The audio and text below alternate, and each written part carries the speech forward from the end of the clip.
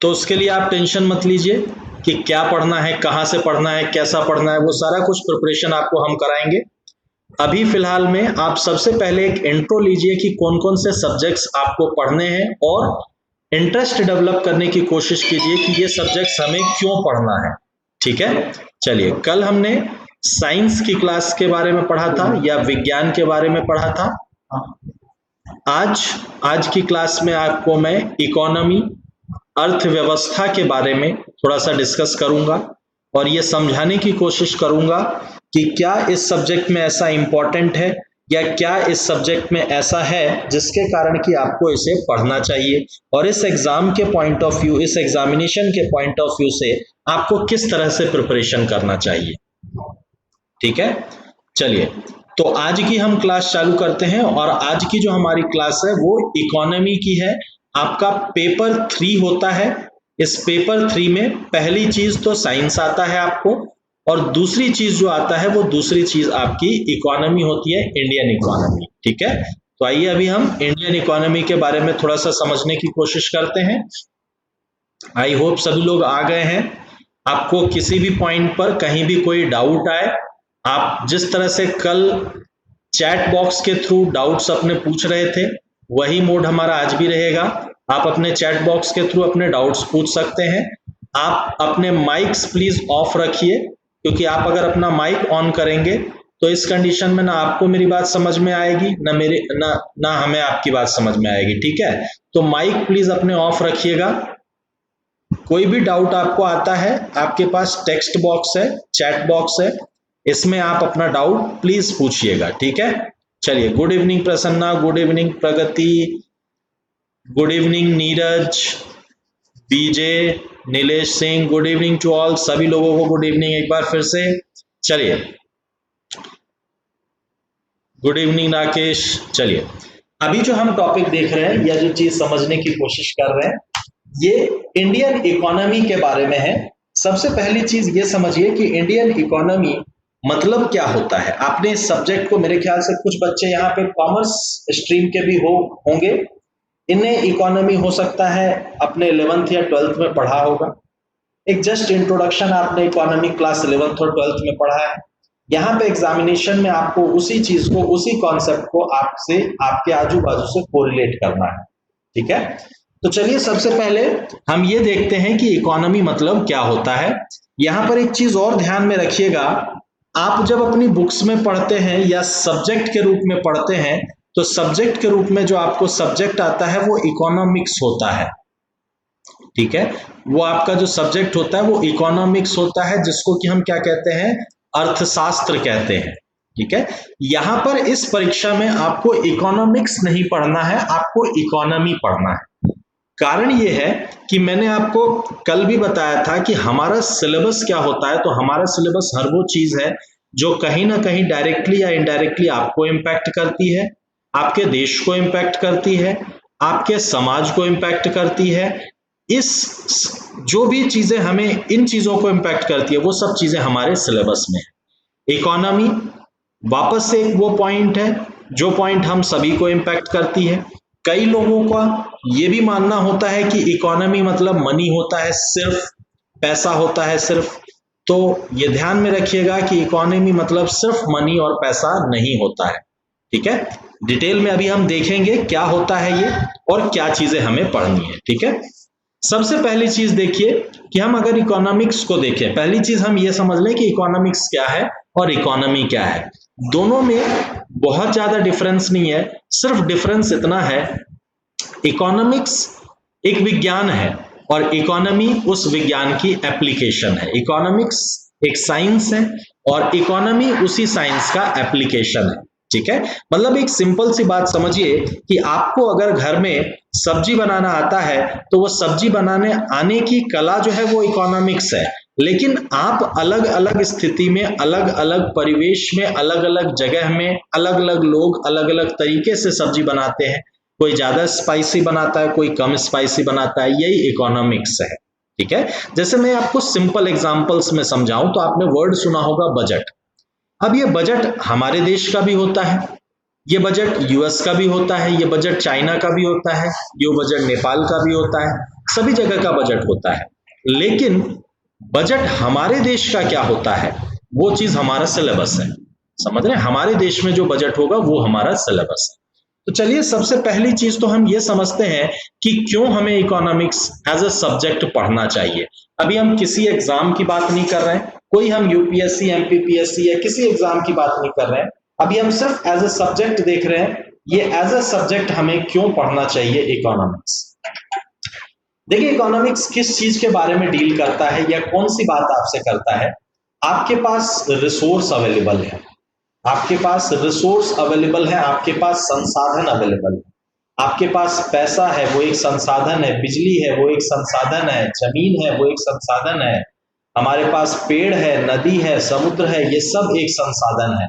और सबसे बड़ा संसाधन जो एक देश के लिए होता है वो देश का नागरिक होता है, ह्यूमन, है ना। तो सबसे बड़ा संसाधन तो आपका ह्यूमन है, ठीक है। ये जितने भी संसाधन आप देख रहे हैं, चाहे पैसा हो, चाहे बिजली हो, चाहे पानी हो, चाहे नदी हो, चाहे जमीन हो, चाहे तालाब हो, चाहे इंसान हो, ठीक है, इन सभी के, इन सभी संसाधनों के, इन सभी रिसोर्स समय के साथ साथ क्या हो जाएंगे, एक दिन खत्म हो जाएंगे। ये समय के साथ साथ एक दिन खत्म हो जाएंगे। जब तक ये हैं आपके पास तब तक इनका इफेक्टिव यूज, मतलब बहुत अच्छे तरीके से जो आप उपयोग कर सकते हैं, वो आपको इकोनॉमिक्स समझाता है। आपके घर में पंखा लगा हुआ है, आप बटन ऑन करेंगे ये पंखा चलने लगेगा, लेकिन आप अगर उस पंखे के नीचे बैठे हुए हैं, उस रूम में बैठे हुए हैं, तो इस पंखे का चलना एक लॉजिक बनाता है कि चलो ठीक है, हवा लग रही है इसलिए पंखा चल रहा है, बिजली जल रही है। लेकिन अगर मान लीजिए आप इस कमरे में नहीं है, कोई नहीं है इस कमरे में, ऐसी स्थिति में ये पंखा चल रहा है, लाइट चल रहा है, क्या इसका कोई लॉजिक है? इसका कोई लॉजिक नहीं है। तो बिल्कुल सही है, बिजली आपके यहाँ कल कट नहीं जाएगी, लेकिन एक बात समझिए, इस बिजली का उपयोग जो आप कर रहे हैं, क्या ये इफेक्टिव उपयोग है? क्या ये वास्तविक इस चीज पर फोकस कर रहा है कि इसकी जरूरत पूरी हो रही है? नहीं कर रहा। और अगर ये नहीं कर रहा है तो हमें उसे बचाना चाहिए, ठीक है ना।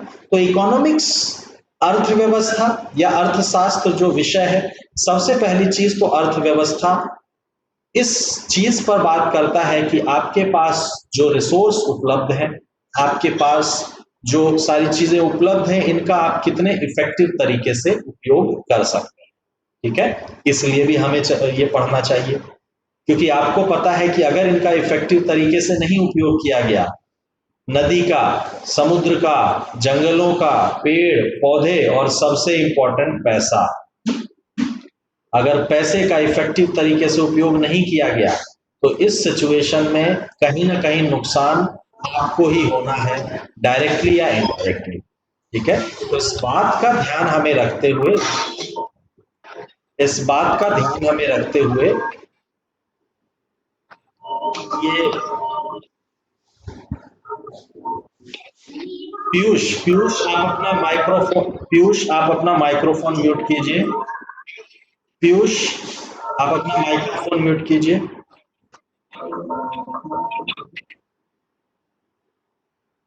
चलिए प्लीज आप लोग अपने माइक्रोफोन म्यूट्स रखिए।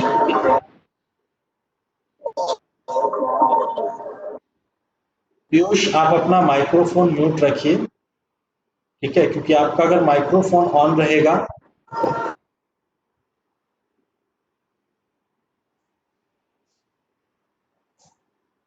पीयूष आपको मैं ये बता रहा हूँ, लास्ट वार्निंग दे रहा हूँ, आप अपना माइक्रोफोन ऑफ रखिए, अदरवाइज मैं आपको क्लास से एग्जिट कर दूंगा, ठीक है।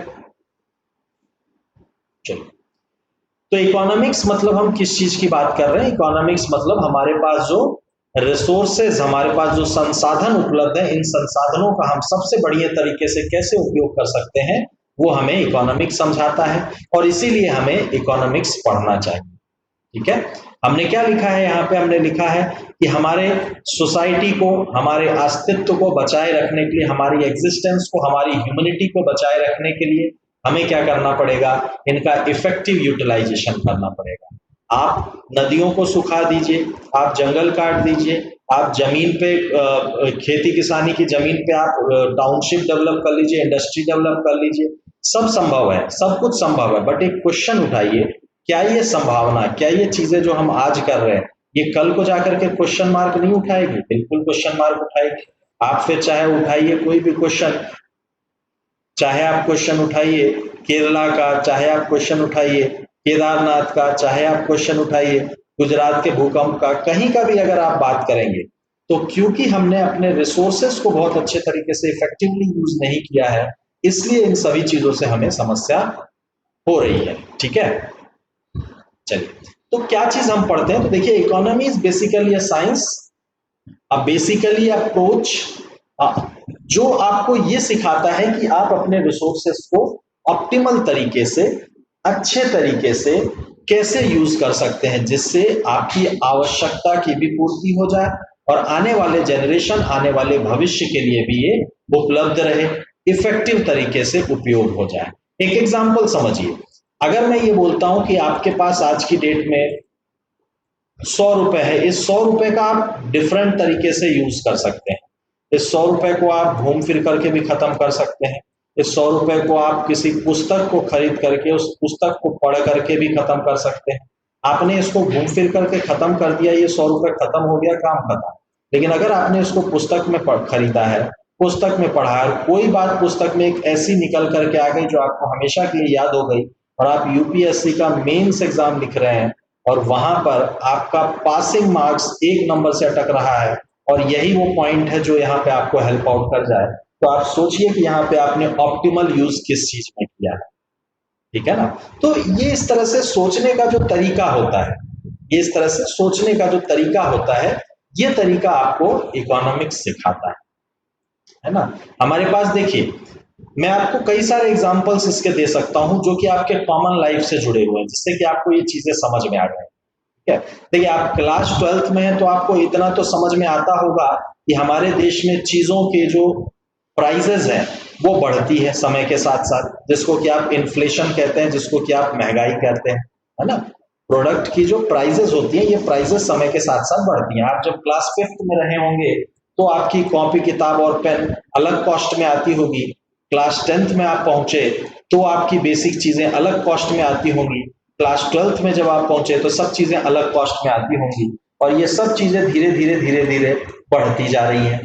अब एक बात सोचिए, क्वेश्चन एक देखिए, मेरा क्वेश्चन एक देखिए, अपने आप से पूछ करके देखिए। मान लीजिए मैं ये कहता हूं, मान लीजिए आपको साधारण प्रतिशत निकालते आता होगा, मान लीजिए मैं कहता हूं कि महंगाई की दर जो है वो 8% है। एक एग्जाम्पल लेते हैं, महंगाई की दर 8% है। आपके जेब में आज 1000 रुपए पड़ा हुआ है, 1000 रुपए पड़ा हुआ है। इस 1000 रुपए को एक चीज क्या कर सकते हैं, आप अपने घर में सेफ ले जाकर के रख दे बिस्तर के नीचे। दूसरा कर सकते हैं, बैंक में जाकर के जमा कर दें। ठीक है, घर में आप सेफ ले जाकर के रख देंगे, 1 साल के बाद भी इस 1000 रुपए की वैल्यू कितनी रहेगी? 1000 रुपए। घर में आप अगर इसको बिस्तर के नीचे सेफ रख देंगे तो 1 साल के बाद भी इसकी वैल्यू 1000 रुपए ही रहेगी। आप इसको बैंक में ले जाके जमा कर देंगे, बैंक कुछ ब्याज देगा, मान लेते हैं 4% का ब्याज देगा, तो यहाँ पर आपको ये 1040 रुपए हो जाएगा। ठीक है, 1000 का 4% मैंने निकाला, 10% 100 रुपए, 1% 10 रुपए, तो 4% हमारा 40 रुपए। तो 1000 रुपए से बढ़ के 1 साल के बाद आपके पास जो अमाउंट है वो हो गया 1040 रुपए। लेकिन क्योंकि इन्फ्लेशन आपका 8% की दर से बढ़ रहा है, तो जिस वस्तु को आज आप 1000 रुपए में खरीद सकते हैं आज, जबकि आपके पास 1000 रुपए है, वो 1 साल बाद आपको मिलेगा यही, क्योंकि इन्फ्लेशन बढ़ गया है तो ये मिलेगा आपको 1080 रुपए में।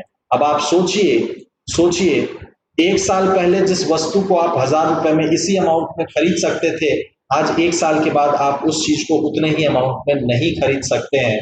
तो क्या ये आपके पैसे का इफेक्टिव मैनेजमेंट है? बिल्कुल नहीं है। ये आपके पैसे का इफेक्टिव मैनेजमेंट फिर बिल्कुल भी नहीं है। तो यहां इकोनॉमी आपको सिखाएगी कि क्या करना चाहिए कि अगले आने वाले 1 साल में, भाई हम 1 साल के बाद क्यों खरीद रहे हैं? इसलिए खरीद रहे हैं कि अगले आने वाले 1 साल में हम इसको खरीद भी लें, इसी पैसे में और 2 रुपए हमारे पास एक्स्ट्रा भी बच जाए। मतलब अगर कोई ऐसा जुगाड़ हो जो मुझे 12% का रिटर्न दे दे, एग्जाम्पल में ले रहा हूं, कोई भी एक ऐसा जुगाड़ हो जो हमें 12% का रिटर्न दे दे, तो मेरा जो पैसा है वो हो जाएगा 1120 रुपए, और ये समान वस्तु आ रही है 1080 रुपए की। मैं वस्तु भी खरीद सकता हूं और even after that I will have 40 rupees remaining in my hand, मेरे पास 40 रुपए बच भी जाएंगे। इसको मैं एक इफेक्टिव मैनेजमेंट कह सकता हूं। तो आपका डिसीजन क्या होगा, अपने घर में सेफ रख लेना, बैंक में जमा कर देना, 6% पे करना, या इस 12% के ऑप्शन को देखना। यही चीज आपको इकोनॉमिक्स सिखाती है। तो यहां पर मैं ये बात नहीं कर रहा हूं कि सब्जेक्ट को आपको इसलिए पढ़ना चाहिए क्योंकि आपको यूपीएससी निकालना है या एमपीपीएससी निकालना है। यह सब्जेक्ट आपको इसलिए पढ़ना चाहिए क्योंकि कल को आपको सरवाइव करना है, और सरवाइव करना है मतलब आपके पास में सबसे इंपॉर्टेंट चीज पैसा होना चाहिए। और पैसा एक वो रिसोर्स है जिसका अगर आप मैनेजमेंट कर लें तो ये 100 का 1000 भी हो सकता है, और मिसमैनेजमेंट कर लें तो ये 100 का 1 रुपए भी हो सकता है। यही चीज आपको इस सब्जेक्ट में पढ़ाई जाएगी। तो एक इंटरेस्ट डेवलप करने की कोशिश कीजिए अभी, क्यों सब्जेक्ट हमें पढ़ना चाहिए। तो आपको बेसिक मेरी बात समझ में आई कि क्यों ये सब्जेक्ट हमें पढ़ना है। जो लोग भी यहाँ पर अटेंड है क्लास में, चैट बॉक्स के थ्रू आप एक रिस्पॉन्ड दीजिए और बताइए कि आपको बेसिक बात समझ में आई कि क्यों ये सब्जेक्ट हमारे लिए इंपॉर्टेंट है, क्यों हमें ये पढ़ना चाहिए। अभी कोई सिलेबस, देखिए सिलेबस के पॉइंट ऑफ व्यू में तो आपको पढ़ना ही है, निश्चित रूप से पढ़ना है, लेकिन इस पढ़ना ही है, देखिए 2 तरीका है। एक तो अपने दिमाग में हम बैठा लें कि सर हम तो इसलिए पढ़ रहे हैं इकोनॉमिक्स क्योंकि हमें पढ़ना ही है, यूपीएससी निकालना है। सर हम साइंस इसलिए पढ़ रहे हैं क्योंकि हमें साइंस पढ़ना ही है क्योंकि यूपीएससी निकालना है। एक तरीका ये हो सकता है। दूसरा तरीका आपके पास ये है, सर क्योंकि हम बहुत इंटरेस्ट के साथ साइंस पढ़ रहे हैं, क्योंकि हम बहुत इंटरेस्ट के साथ इकोनॉमी पढ़ रहे हैं, क्योंकि बहुत इंटरेस्ट के साथ पॉलिटी, ज्योग्राफी, हिस्ट्री सब पढ़ रहे हैं, तो सर हम तो साइंस, हम तो यूपीएससी भी निकाल सकते हैं। बिल्कुल सही है, राकेश का देखिए आंसर आया है हाँ बिल्कुल, क्योंकि सब कुछ ये इकोनॉमी से ही चल रहा है। अभी आपने देखा होगा कोविड-19 की सिचुएशन आई है, इस कोविड-19 की सिचुएशन में कई लोगों की जॉब चली गई। कितने लोग ऐसे थे जिनके के पास में पहले सैलरी आती थी, अब वो सैलरीज नहीं आ रही है। अब यहाँ पे क्वेश्चन उठता है कि वो सभी लोग, अब यहाँ पर देखिए, यहाँ पर हम सिर्फ इसको इस तरह से नहीं देख सकते हैं कि उनकी जॉब चली गई तो हमें कोई इंपैक्ट नहीं पड़ेगा। बिल्कुल इंपैक्ट पड़ेगा, क्योंकि इकोनॉमी एक साइकिल की तरह होती है। इस साइकिल का अगर एक भी हिस्से में किसी प्रकार की कोई खराबी आई है तो बाकी हिस्से में ये खराबी अपने आप जाएगी। सोचिए, मान लीजिए कोई एक help me with develop interest,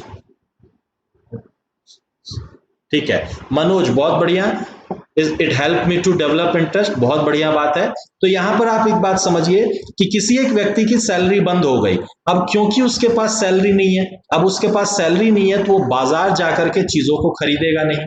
हो सकता है कहीं ना कहीं हम उस चीज को वहां बेच रहे हो, तो देखिए हमारी तो नौकरी नहीं गई, हमारी नौकरी है लेकिन हम इस चीज को बेचते हैं, बट क्योंकि ये व्यक्ति यहाँ पे खरीदने ही नहीं जाएगा तो आप बना के ही क्या करोगे और किसको बेचोगे, और क्योंकि आप नहीं बेच सकते हैं तो आपके पास भी प्रॉफिट खत्म।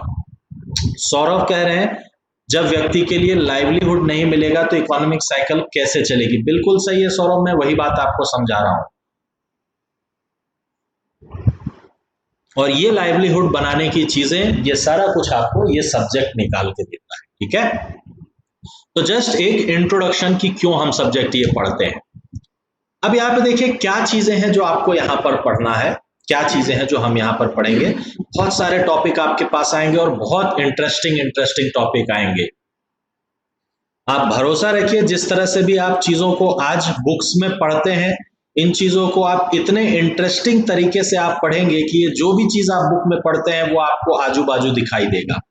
पढ़ने का तरीका हम जो फोकस करते हैं, ये नहीं कि पॉवर्टी क्या होती है ये बुक से समझिए, गरीबी क्या होती है ये बुक से समझिए, गरीबी क्या होती है अपने घर के बाहर निकल करके देखिए, बेरोजगारी क्या होती है, अनएम्प्लॉयमेंट क्या होती है, सिर्फ इसको बुक्स तक लिमिटेड मत रखिए।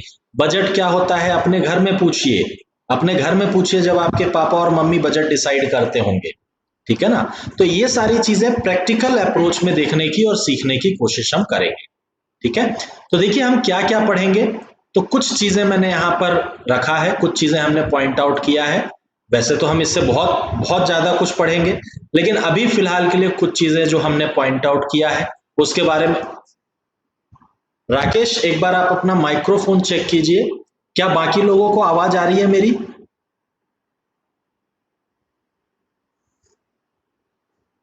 ओके, कोई दिक्कत नहीं प्रगति, कोई इशू नहीं है। ठीक है, बाकी लोगों को मेरी आवाज आ रही है? राकेश प्लीज अपना स्पीकर वगैरह चेक कीजिए, एक बार सेटिंग चेक कीजिए। चलिए, सो यहां पर देखिए हम क्या क्या पढ़ेंगे। सारा पूरा का पूरा सब्जेक्ट ही आपके मतलब का है ना। देखिए हम पढ़ेंगे यहाँ पर कि आप जो सैलरी या आप जो अर्निंग करते हैं उस अर्निंग को मैनेज किस तरह से करना है। देखिए मैं आपको दो एग्जांपल बताता हूँ, दो एग्जांपल समझाता हूँ। एक एग्जांपल समझिए इंडिया का और एक एग्जांपल समझिए यूएस का।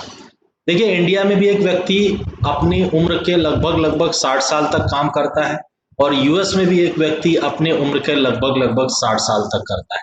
अब यहाँ पे डिफरेंस देखिए, इंडिया में जब ये व्यक्ति 60 साल के बाद रिटायर हो जाता है तो इसके पास सबसे बड़ा क्वेश्चन होता है कि जीवन बीतेगा कैसे। क्यों? क्योंकि पैसा ही नहीं है, रिटायर हो गया, सैलरी आना बंद हो गया, और जब तक सैलरी आ रही थी वो सारी की सारी सैलरी खर्च हो रही थी, सारी की सारी सैलरी एक्सपेंस हो रही थी।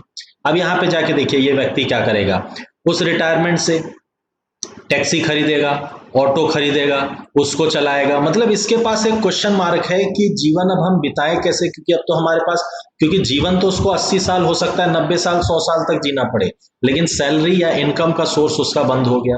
अब यही देखिए इस यूएस के व्यक्ति को, पहली बात तो वो 60 साल तक काम ही नहीं करेगा, वो 50 साल में ही काम छोड़ देता है। क्यों? क्योंकि बाकी का जीवन अपना वो 60 साल 70 साल जो बाकी बचा हुआ है वो एंजॉय करता है। कैसे एंजॉय करता है? तो वो एक्चुअली वो करना चाहता है जो वास्तव में वो बचपन से करना चाहता था या उसका इंटरेस्ट है। क्यों? क्योंकि इसको जो सैलरी मिली है, इस व्यक्ति को जो सैलरी मिली है, इस सैलरी का उसने बहुत ही लॉजिकली उपयोग किया है, उतना ही खर्च किया है जितना उसको खर्च करना चाहिए। बाकी पैसे को उसने अलग अलग जगह पे निवेश करके रखा है, जिसके कारण कि 50 साल बाद जब उसकी नौकरी खत्म हो गई तो उसका जो निवेश है उस निवेश ने उसको पैसा देना चालू किया। अब उसे नौकरी की टेंशन करने की जरूरत नहीं है, अब उसे जो इच्छा हो रही है वो कर सकता है। आप कौन सी लाइफ चाहते हैं? क्या आप इंडिया में जो 60 साल के बाद की लाइफ है वो वाली चाहते हैं कि यूएस वाली जो लाइफ है वो वाली लाइफ चाहते हैं? अगर ये आपका क्वेश्चन मार्क है तो यहाँ पर आपको मैनेजमेंट सीखना पड़ेगा, आपके रिसोर्सेस का मैनेजमेंट आपको सीखना पड़ेगा। तो देखिए इस सब्जेक्ट में हम क्या क्या चीजें पढ़ेंगे। आप जो अर्निंग करते हैं, आप जो अर्निंग कर रहे हैं उस अर्निंग का कैसे आप प्रबंधन करेंगे, कैसे मैनेज करेंगे, इफेक्टिव मैनेजमेंट की हम बात कर रहे हैं। आप जो खर्चे करते हैं उन खर्चों को कैसे मैनेजमेंट करेंगे। दोनों चीजें बहुत इंपॉर्टेंट है, दोनों चीजें बहुत इंपॉर्टेंट है। एक व्यक्ति होता है 15,000 रुपए खर्च कर कमाता है और भी महीने के लास्ट में उससे आप पूछोगे कि मेरे को पैसे चाहिए तो वो बोलेगा हाँ मेरे पास रखे हुए मैं दे दूंगा। और एक व्यक्ति होता है, ये आपके आजू बाजू ही मिलेंगे, एक व्यक्ति होता है 1.5 लाख रुपए महीना कमाता है, but at the end of the month के लास्ट में उसके पास में कुछ भी नहीं होता है, उधार लेने की नौबत आ जाती है। समझ रहे हैं? तो स्थिति, क्वेश्चन यहां पर ये उठता है कि how exactly to manage the resources. ठीक है, तो हम यहां पर पढ़ेंगे कि हम कैसे अर्न करते हैं, हम यहां पर पढ़ेंगे कि हम कैसे एक्सपेंस करते हैं। अब आप अर्न करते हैं तो आपका देश भी अर्न करता है, तो यहां पर हम पढ़ेंगे देश कैसे अर्न करता है और देश कैसे खर्चा करता है। अब यहाँ पे क्वेश्चन उठता है कि सर ये देश कैसे अर्न करता है और देश कैसे खर्चा होता है, क्या ये हमारे लिए इंपॉर्टेंट है? बिल्कुल इंपॉर्टेंट है, क्योंकि देश जो अर्न करता है वो अर्न कहां से करता है? वो आपसे टैक्स लेके करता है, वो आपसे फीस लेके करता है, आपसे पेनल्टी लेके करता है। तो देश की अगर अर्निंग बढ़ाना है तो अल्टीमेटली उसे क्या करना पड़ेगा? आपसे टैक्स ज्यादा लेना पड़ेगा, फीस ज्यादा लेनी पड़ेगी, पेनल्टी ज्यादा लेनी पड़ेगी। देश एक्सपेंडिचर करता है, किसके ऊपर एक्सपेंडिचर करता है? आपके ऊपर एक्सपेंडिचर करता है। तो आपका ही दिया हुआ पैसा, आपने जो पैसा सरकार को दिया है वही पैसा सरकार आपके ऊपर खर्च करती है। अब क्वेश्चन मार्क ये उठता है, क्या ये इफेक्टिव तरीके से हो रहा है? क्या ये उस तरीके से हो रहा है जिस तरीके से होना चाहिए? यही आपका सब्जेक्ट है, यही आपको सब डायरेक्ट और इनडायरेक्ट टैक्स। बहुत बढ़िया नीलेश, बहुत बढ़िया। डायरेक्ट और इनडायरेक्ट टैक्स, बेटा बहुत सारे टैक्सेस होते हैं। ठीक है, अभी ये टैक्सेस अपन पढ़ने बैठेंगे, अभी अपने पास बहुत सारी चीजें इन टैक्सेस में पढ़ने के लिए। ठीक है, बट बहुत अच्छी बात है कि आप कम से कम इतने अवेयर हैं कि आपको पता है 12वीं कक्षा के बाद, क्लास 12 के बाद आपको पता है कि डायरेक्ट और इनडायरेक्ट टैक्स क्या होता है। ये बहुत अच्छी चीज है। हमारे देश के ऐसे बहुत सारे लोग हैं जिनकी जिंदगी बीत गई लेकिन उन्हें नहीं पता डायरेक्ट और इनडायरेक्ट टैक्स क्या होता है। ठीक है, बहुत अच्छी बात है नीलेश। चलिए, तो हमारा देश कैसे अर्न करता है, हमारा देश कैसे खर्च करता है, ये भी हमारे लिए क्वेश्चन और ये भी हमारे सोचने की बात है। क्योंकि अगर उनका खर्च इफेक्टिव नहीं है, वो खर्च कहाँ से आ रहा है? वो खर्च भी हमारे जेब से आ रहा है। हमने वो पैसा दिया है, हमने वो टैक्स भरा है जो कि खर्च के रूप में आ रहा है। तो हम केवल 3% लोग ही टैक्स पे करते हैं। बिल्कुल सही बोल रहे हैं राकेश। देखिए कितना बड़ा क्वेश्चन है कि लोग टैक्स ही नहीं पे करते हैं। ये सभी चीजों पे हम डिस्कशन करेंगे, आप बिल्कुल इसकी टेंशन मत लीजिए। हम ओपन क्लासेस में डिस्कशन करेंगे और ओपन में सभी के, आप सभी के जो थॉट्स हैं उन थॉट्स को हम रखेंगे। आप किस तरह से सोचते हैं, उसमें क्या गलत जा रहा है, क्या सही जा रहा है, आपको सोचना सिखाएंगे इस पर्टिकुलर टॉपिक में या इस पर्टिकुलर सब्जेक्ट में। मेरी क्लास में आप जो भी मेरी क्लास अटेंड करेंगे, एक चीज ध्यान में रखिएगा, मैं आपको एग्जामिनेशन पॉइंट ऑफ व्यू से प्रिपेयर करूंगा, सिर्फ बुक्स की मदद से नहीं। मैं बुक्स की मदद बहुत कम लूंगा, मैं आपके अड़ोस पड़ोस, आपके आजू बाजू, आपके एनवायरमेंट की मदद लेकर के आपको प्रिपेयर करूंगा एग्जाम के लिए। तो इसमें आपको पढ़ने में भी मजा आएगा। सौरभ, ब्लैक मनी बिल्कुल सही है, बिल्कुल सही और बहुत बढ़िया एग्जाम्पल दे रहे हैं सौरभ, ब्लैक मनी, गुड। तो हम यहाँ ये भी पढ़ेंगे, ब्लैक मनी बिल्कुल सही है, हम यहाँ ये भी पढ़ेंगे हमारा देश कैसे कमाता है और हमारा देश कैसे खर्चा करता है। क्यों? क्योंकि हमारे देश की कमाई हमारे जेब से आती है और हमारे देश का जो खर्चा है वो हमारे ऊपर होता है। तो वास्तव में ये पैसा भी किसका है? हमारा ही है। तो हमारे लिए ये भी देखना बहुत जरूरी है कि ये प्रॉपर यूज हो रहा है कि नहीं हो रहा है। ये भी आप इस सब्जेक्ट में पढ़ेंगे। ठीक है, यहां तक मेरी बात आप लोगों को समझ में आ रही है? रिस्पॉन्ड कीजिए अगर मेरी बात आप लोगों को समझ में आ रही है। कहीं भी कोई भी पॉइंट ऐसा जो नहीं समझ में आ रहा है, डाउट आ रहा है, पूछिए मेरी क्लास में, पूछिए आप जो भी डाउट आ रहा है।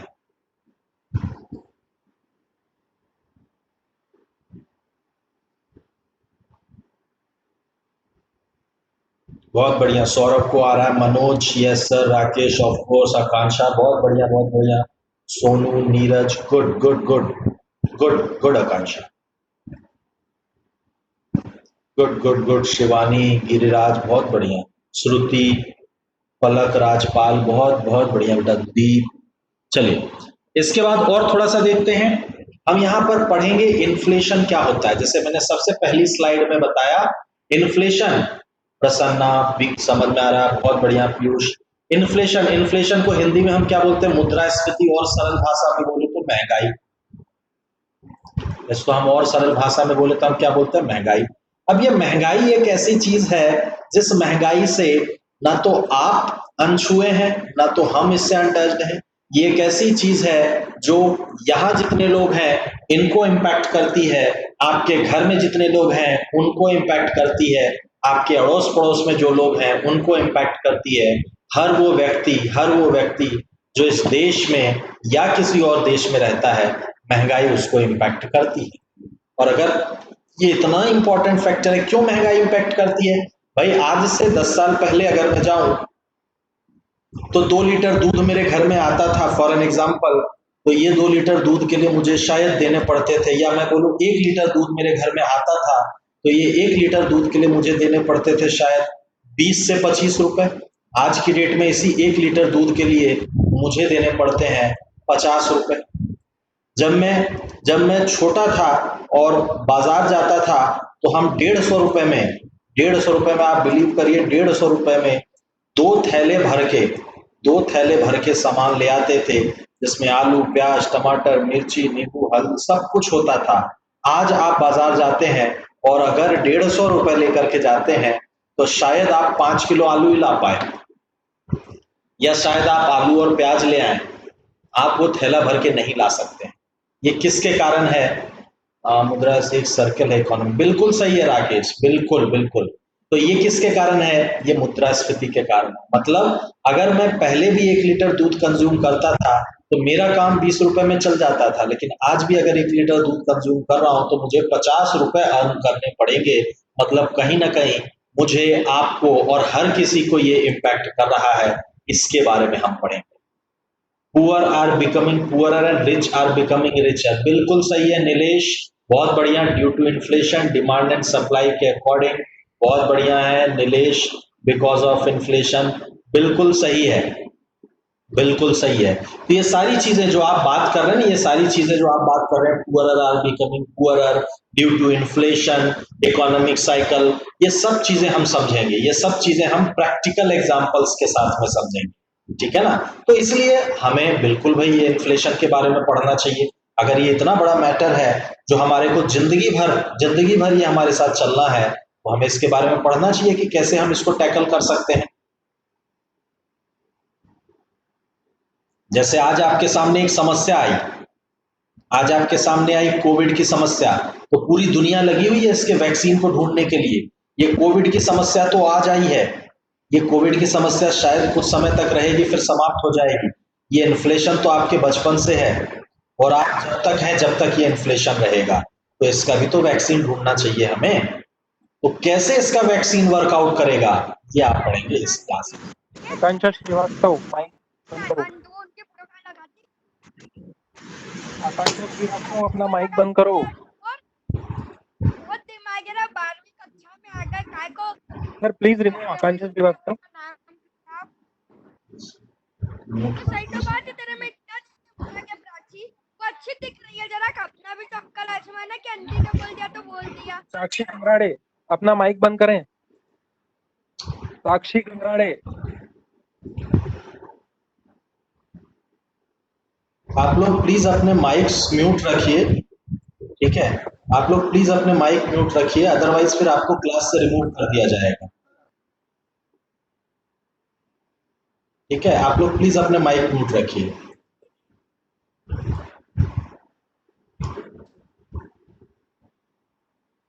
आप लोग प्लीज अपने माइक म्यूट रखिए, अदरवाइज आपको क्लास से एग्जिट कर दिया जाएगा। अंशिका, अंशिका अपना माइक म्यूट कीजिए।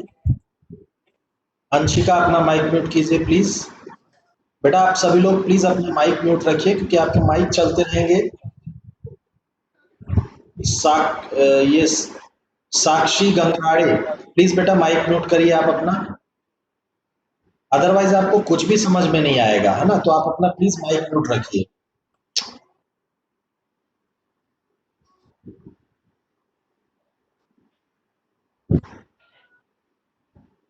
प्लीज आप लोग अपना माइक म्यूट रखिए बेटा, देखिए बाकी अदरवाइज कुछ समझ में नहीं आएगा। अंशिका, अंशिका अपना माइक म्यूट कीजिए। अंशिका अपना माइक म्यूट कीजिए। सर क्लास से रिमूव।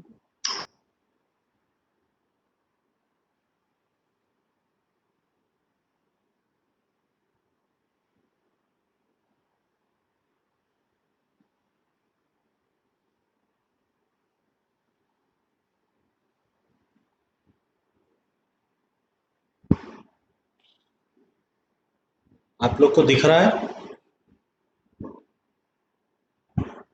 बाकी लोगों को क्लास में स्लाइड्स विजिबल हो रही हैं?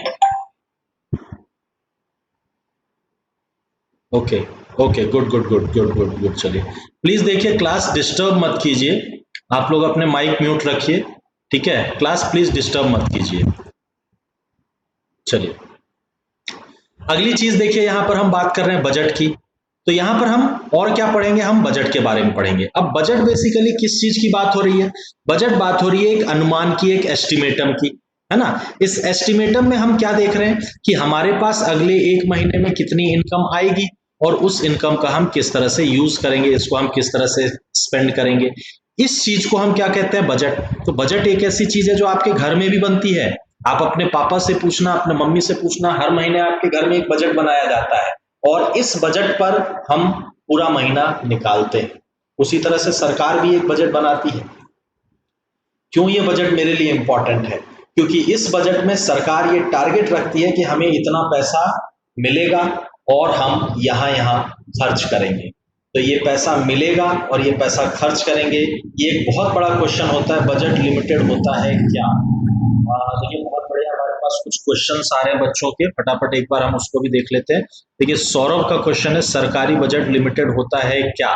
सौरभ, सरकारी बजट ऐसा कुछ भी नहीं है कि लिमिटेड होता है, ये डिपेंड करता है कि आपके पास एक्सपेंडिचर्स कितने आते हैं, है ना। अभी हम बजट बनाने की पूरी प्रोसेस जब पढ़ेंगे तब उसमें हम पढ़ेंगे। लिमिटेड होना चाहिए, इसलिए होना चाहिए क्योंकि एक सिंपल सी बात समझिए, अगर मेरी इनकम करने की कैपेसिटी 100 रुपए है और मैं अगर 5,000 रुपए खर्च कर दूं तो ये कल को जाकर के मेरे लिए ही प्रॉब्लम बने। तो आपका बजट 100 रुपए होना चाहिए तो भी चलेगा, बढ़िया है। अगर आपका बजट 150 है तो भी चल सकता है, लेकिन अगर आपका बजट 5,000 रुपए खर्चे का है तो क्वेश्चन मार्क हो जाएगा, है ना। तो उसके अकॉर्डिंग इसको प्लान आउट किया जाता है। Estimate of income and expenditure, बिल्कुल सही है सतविंदर, बहुत बढ़िया। Estimate of income and expenditure, exactly this is what the budget is, यही बजट होता है। बजट तो बदला नहीं जा सकता है एक ईयर के लिए, बेटा बदला नहीं जा सकता है, बट बजट में एडिशनल इनकम दिया जा सकता है ना। बजट में एडिशनल डिमांड किया जा सकता है, ये भी हम पढ़ेंगे। आर्टिकल 114 में वो चीज का भी दिया है आपके कॉन्स्टिट्यूशन में, एडिशनल गवर्नमेंट डिमांड कर सकती है। सर गवर्नमेंट बजट इसलिए बनाती है कि ताकि पॉपुलेशन ज्यादा है, गवर्नमेंट बजट इसलिए बनाया जाता है क्योंकि पॉपुलेशन ज्यादा है। प्रसन्ना, एक बात समझिए, पॉपुलेशन का बजट से कोई लेना देना नहीं है।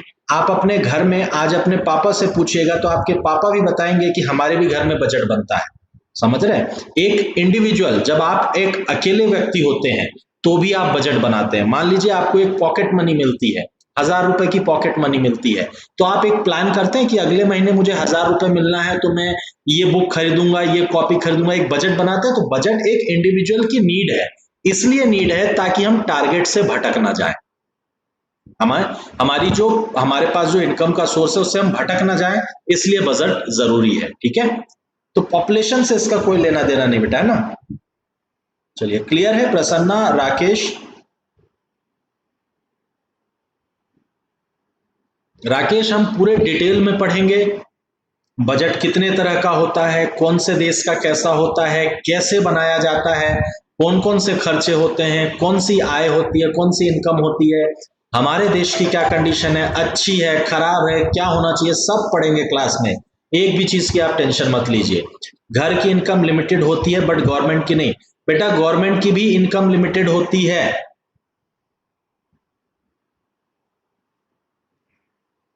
गवर्नमेंट की भी income limit, budget is a solution for balanced income expenditure, बिल्कुल सही नीलेश, देखिए बहुत बढ़िया बात कही है आपने। Budget is a solution of balanced income and expenditure, ताकि आप आगे बढ़ सके, क्योंकि आपका इनकम और एक्सपेंडिचर अगर बैलेंस्ड रहेगा तो आपके ऊपर उधार नहीं आएगा, है ना, और आपका पैसा इन्वेस्ट होने लगेगा, ठीक है।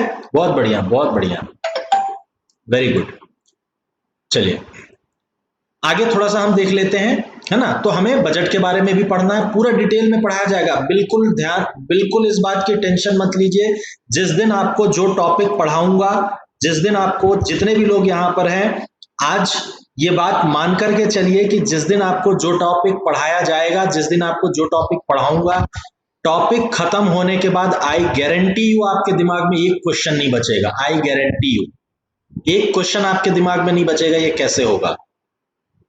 बिल्कुल आकांक्षा, आपको सेंड आउट कर दिया जाएगा, भेज दिया जाएगा ना। आप बिल्कुल टेंशन मत लीजिए, जब आपकी रेगुलर क्लासेस होंगी, क्लासेस के बाद आपके दिमाग में एक भी क्वेश्चन शेष या रिमेनिंग नहीं रहेगा। एक बार मुझे खत्म करने दीजिए, एक बार आप वो टॉपिक पढ़ लेंगे, उसके बाद हम टॉपिक बात करेंगे, कुछ नहीं बचेगा। But in India income not equal to expenditure, बिल्कुल सही है सतविंदर, बिल्कुल सही बोल रहे हैं आप। इंडिया में इनकम एक्सपेंडिचर के बराबर नहीं है, बट ये अच्छी बात है खराब बात है वो सब हम डिटेल में देखेंगे जब सब्जेक्ट पढ़ेंगे तो, ठीक है। So need not to worry about anything, किसी चीज के लिए आप टेंशन मत कीजिए, ठीक है। चलिए अब फटाक से वही लास्ट वाली बात आती है कि हमें क्या करना चाहिए। कल भी इसी बात पर बात हुई थी, आज भी इसी बात पर बात हो रही है। हमें वही करना है, अंडरस्टैंड द कॉन्सेप्ट, कॉन्सेप्ट को समझिए, बजट को समझिए, इन्फ्लेशन को समझिए, नेशनल इनकम को समझिए और उसे लागू कीजिए कि कैसे वो आपको, आपके देश को, आपके परिवार को, आपके समाज को इंपैक्ट करता है। एप्लीकेशन कीजिए करंट सिनेरियो में, वर्तमान में जो सिचुएशन चल रहा है उससे उसको अप्लाई कीजिए, कोरिलेट कीजिए, एनालाइज कीजिए उसका इम्पैक्ट, उसको समझने का कोशिश कीजिए, उसकी विश्लेषण कीजिए उसके प्रभावों के बारे में, और कैसे फ्यूचर के लिए प्रिपेयर करेंगे उस चीज के लिए। अभी आपने सुना होगा सरकार ने 20,000 करोड़ रुपए का एक आर्थिक पैकेज दिया है। क्यों? क्योंकि कोविड आया है, समझ रहे हैं? तो कोविड आया है तो ये 20,000 करोड़ का आर्थिक पैकेज सरकार ने दिया है ताकि हमारे देश का वो जो डिमांड और सप्लाई की बात है, वो डिमांड और सप्लाई की बात चलती रहे। ठीक है, सस्टेनेबल डेवलपमेंट, वही सेम कल वाली बात कि ऐसा विकास कीजिए कि आपका कल भी सुरक्षित हो जाए, ना कि पैसा आज आया। जैसे मैंने बताया, इंडिया की भी कहानी है आपके पास, यूएस की भी कहानी है आपके पास। इंडिया की कहानी आप अडॉप्ट करेंगे या इंडिया को हम यूएस की तरह डेवलप करना चाहते हैं? यूएस की तरह किस तरह से डेवलप करना चाहते हैं कि हमारे देश में भी हम 60 साल तक काम ही ना करें। सौरभ अपना स्पीकर माइक, सौरभ आपका माइक प्लीज ऑफ कीजिए। हम 60 साल तक काम ही ना करें भाई, 45 साल में जीडीपी बना रहे, बिल्कुल सही। 45 साल में हम रिटायर ले लें और अगले 15 साल मैं गाना गाना चाहता हूं तो मैं गाना गाऊं या जॉब करते ना बैठा रहूं। मैं क्रिकेट खेलना चाहता हूं, मैं खाना बनाना चाहता हूं, मैं होटल में जो करना चाहता हूं, मैं घूमना चाहता हूं, तो अगले 15 साल में वो करूं। तो मैं अपने 45 साल को इस तरह से उपयोग करूं। सतविंदर, मेरी वॉइस आ रही है? Satvinder, voice is not clear आपने लिखा है, प्लीज एक बार अपना सेटअप चेक कीजिए। आई होप आपको वॉइस अभी आ रही होगी, है ना बेटा? एक बार प्लीज अपना सेटअप चेक कर लीजिए, ठीक है? चलिए, तो किस तरह से हम अपने जीवन का, क्योंकि 60 साल के बाद हमें काम करने की क्षमता नहीं होती है, तो क्या हम 45 साल में कुछ ऐसा कर सकते हैं कि अगले 15 साल हम एंजॉय कर सकें? यही चीज आपको यहां पे सिखाई जाएगी, ठीक है? क्या करना है? वही कल वाला मैसेज मेरा, रीड करना चालू कीजिए, समझना चालू कीजिए। पढ़ना सिर्फ इसलिए नहीं पढ़ना चालू कीजिए क्योंकि आपको पढ़ना है, ठीक है? पढ़ना इसलिए चालू कीजिए क्योंकि आपको समझना है। कोरिलेट कीजिए करंट सिनेरियो से, चीजों को आप करंट सिनेरियो से कोरिलेट कीजिए। जो आप पढ़ रहे हैं उसको लिखिए, जो आप पढ़ रहे हैं, जो आप समझ रहे हैं उसको लिखिए, और जो आप लिख रहे हैं उसके प्रेजेंटेशन स्किल को देखिए। आप सोचिए कि अगर आपकी कॉपी आपको ही चेक करने के लिए मिल जाए तो क्या आप इसको चेक करने में इंटरेस्टेड है? क्योंकि ऐसा ही सोचेगा जो कॉपी चेक कर रहा है। तो अपनी कॉपी को इस तरह से बनाइए, सामने वाला जो आपकी कॉपी चेक कर रहा है उसकी बिल्कुल इच्छा नहीं है कि आपको नंबर दिए जाए। उसको बिल्कुल फर्क नहीं पड़ता है कि आप यूपीएससी क्रैक करें, एमपीपीएससी क्रैक करें या ना करें, कोई फर्क नहीं पड़ता है। इसकी जिम्मेदारी आपकी है कि आप उसको कन्विंस करें कि सर मैं इस लायक हूं, मुझे आप नंबर दीजिए। ये बात कब समझ में आएगी? जब आपकी कॉपी प्रेजेंटेबल होगी। तो प्रेजेंटेशन स्किल पे अपने डेवलपमेंट कीजिए, रिवाइज कीजिए और रिराइट कीजिए। बार बार रिवाइज कीजिए, बार बार रिराइट कीजिए। जितना रिवाइज कर सकते हैं कीजिए और उतना रिराइट कीजिए, ठीक है? हम सारे टॉपिक्स पे आपके जितने भी डाउट्स हैं बिल्कुल आप चिंता मत कीजिए, सभी टॉपिक टू टॉपिक में। इकोनॉमिक्स कौन सी बुक बताओ सर बेसिक से हो? राकेश, अभी इस चीज पर मत जाइए, बुक्स मार्केट में ढेरों हैं। आप मुझसे अगर बुक का नाम पूछ रहे हैं तो मैं आपको बुक के नाम ढेरों दे सकता हूँ। रमेश सिंह की भी बुक है, उमा भट्टाचार्य की भी बुक है, सौरभ इसकी मिश्रापुरी की भी बुक है, बहुत सारी बुक है। लेकिन बुक से नहीं होगा, समझने से होगा, है ना? तो इस चीज को समझिए पहले, ठीक है? चलिए, आई होप आपको मेरी बात समझ में आई है। मेरा आज पर्पस सिर्फ इतना था, मेरा पर्पस बिल्कुल आपको सब्जेक्ट बताना या एग्जाम के बारे में बताना नहीं था। मेरा पर्पस सिर्फ इतना था कि इकोनॉमी क्यों पढ़नी चाहिए। आप इंटरेस्ट डेवलप कीजिए, अगर आपके पास रीजन है एग्जाम अपने आप निकलेगा। एग्जाम के लिए सब्जेक्ट मत पढ़िए, सब्जेक्ट के लिए एग्जाम निकलेगा अपने आप, ठीक है? चलिए, thank you very much, thanks for joining. I hope आपको मेरी बात आज की समझ में आई होगी। कल हम एक नए टॉपिक के साथ फिर से मिलेंगे इसी समय पे, है ना? By that time take care, ठीक है? पढ़िए और रिवाइज कीजिए। Thank you. अभी थोड़ी देर से सर 2 मिनट सर, सभी की क्लास 5 से 7 मिनट बाद वापस ज्योग्राफी की स्टार्ट हो रही है, वीरेंद्र सर की। तो इसी लिंक पे सभी को वापस ज्वाइन करना है।